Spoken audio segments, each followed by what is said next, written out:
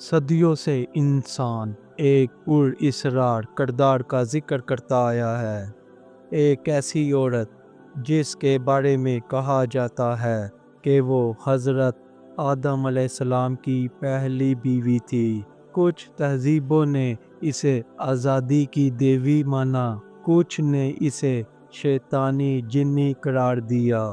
یہ ہے للت، ایک افسانہ، ایک علامت یا ایک حقیقت۔ للت کا سب سے پرانا ذکر ہمیں میسوپوتیمیا کی قدیم تحریروں میں ملتا ہے، ایک ایسی تہذیب جس میں ایک مونس جنی کا تصور موجود تھا۔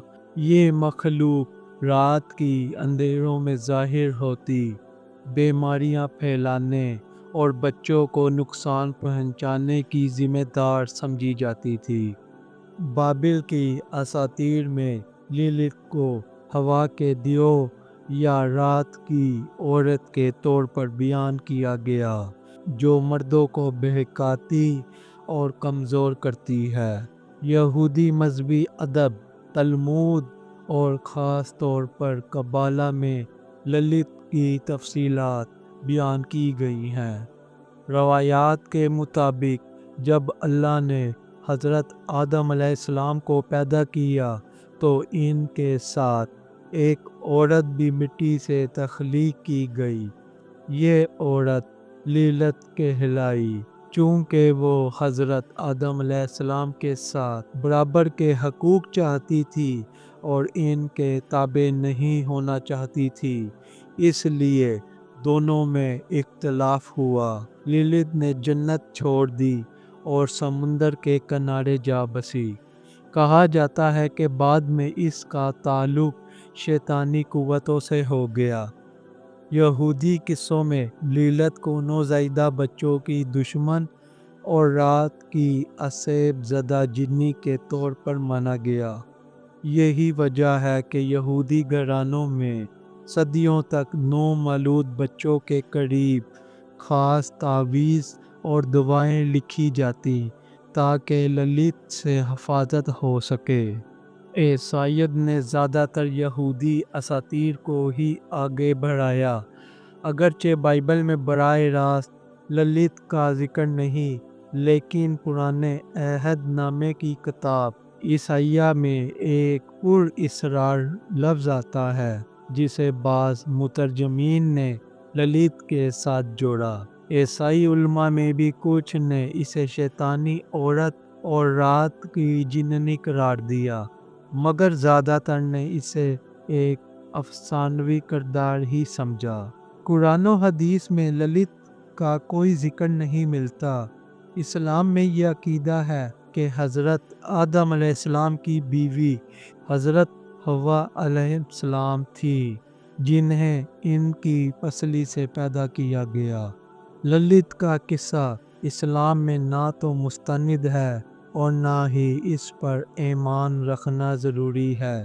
مفسرین نے واضح کیا ہے کہ یہ قصہ زیادہ تر یہودی اور عیسائی اساطیر سے مسلمانوں تک پہنچا، مگر اس کی کوئی اسلامی بنیاد نہیں، اس لیے مسلمانوں کے نزدیک یہ محض ایک افسانہ ہے، حقیقت نہیں۔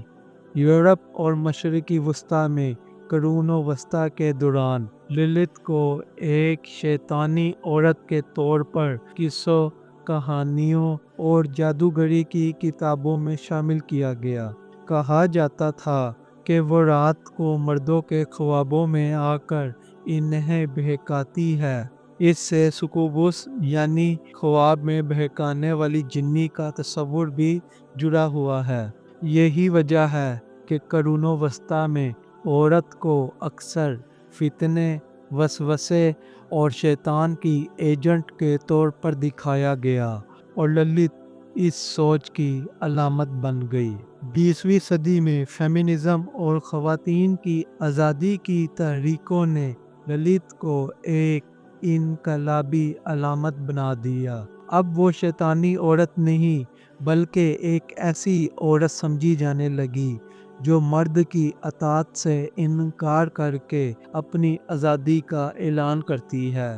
آرٹ، شاعری اور ناولز میں للت کو باغی عورت اور طاقتور دیوی کے طور پر دکھایا جانے لگا۔ امریکہ اور یورپ میں للت فیئر نامی میوزک فیسٹیول بھی منعقد ہوا، جس میں خواتین گلوکاروں کو مرکزیت دی گئی۔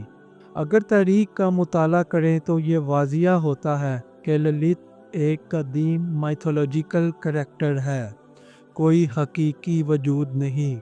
اس کا تعلق سومیریا اور بابل کی دیو ملائی کہانیوں سے ہے، جسے بعد میں یہودیوں اور عیسائیوں نے اپنے مذہبی بیانیے میں شامل کیا۔ اسلام میں اس کا کوئی وجود نہیں، بلکہ اسلام صرف حضرت حوا کو ہی حضرت آدم علیہ السلام کی زوجہ مانتا ہے۔ للت ایک پر اسرار نام، ایک ایسا کردار جو کچھ کے نزدیک آزادی کی علامت ہے اور کچھ کے نزدیک شیطان کی سازش۔ حقیقت یہ ہے کہ یہ سب ایک افسانوی داستان ہے، جس کا اسلام اور قرآن سے کوئی تعلق نہیں۔ حضرت آدم علیہ السلام کی پہلی اور آخری بیوی صرف حضرت حوا علیہ السلام تھی، باقی سب محض دیو ملائی قصے ہیں جو انسان کے ذہن نے گھیر لیے۔